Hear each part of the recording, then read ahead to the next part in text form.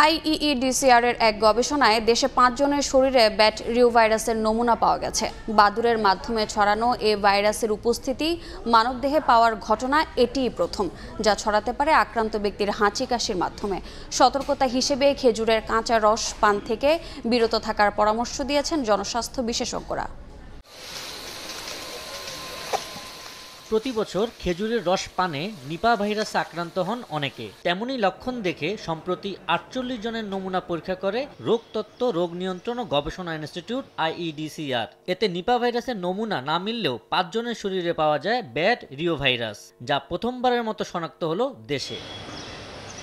এ ভাইরাসের উপস্থিতি সাধারণত বাদুড়ে পাওয়া যায় এবং এটি করোনার মতো ছোঁয়াচে না হলেও আক্রান্ত ব্যক্তির হাঁচি কাশির মাধ্যমে ছড়াতে পারে। এ ভাইরাসে বেশি আক্রান্ত হন শিশু ও বয়স্করা। আক্রান্ত হলে শ্বাস প্রশ্বাসের সমস্যা, জ্বর, মাথা ব্যথা, বমি ও ডায়রিয়ার মতো লক্ষণ দেখা দেয়। মারাত্মক হলে নিউমোনিয়া, এমনকি মস্তিষ্কের প্রদাহ দেখা দিতে পারে বলে জানান বিশেষজ্ঞরা।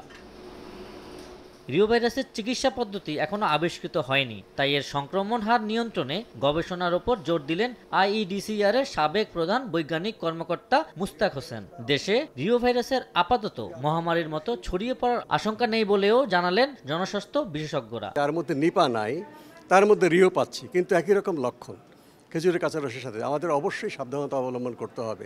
একজন রিও ভাইরাসে আক্রান্ত ব্যক্তির সংস্পর্শে এসে অন্যজন হয়েছে কিনা। নিপা ভাইরাসের টিকা বের করার চেষ্টা করা হচ্ছে।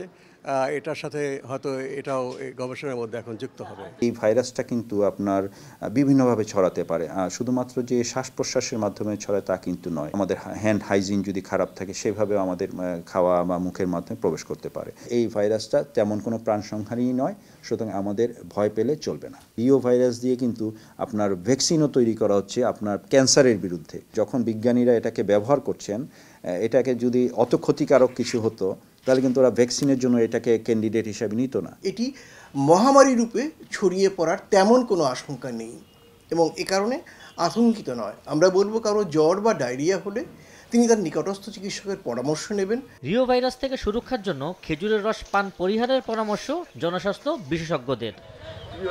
আবু সাইদ নিশান, সময় সংবাদ, ঢাকা।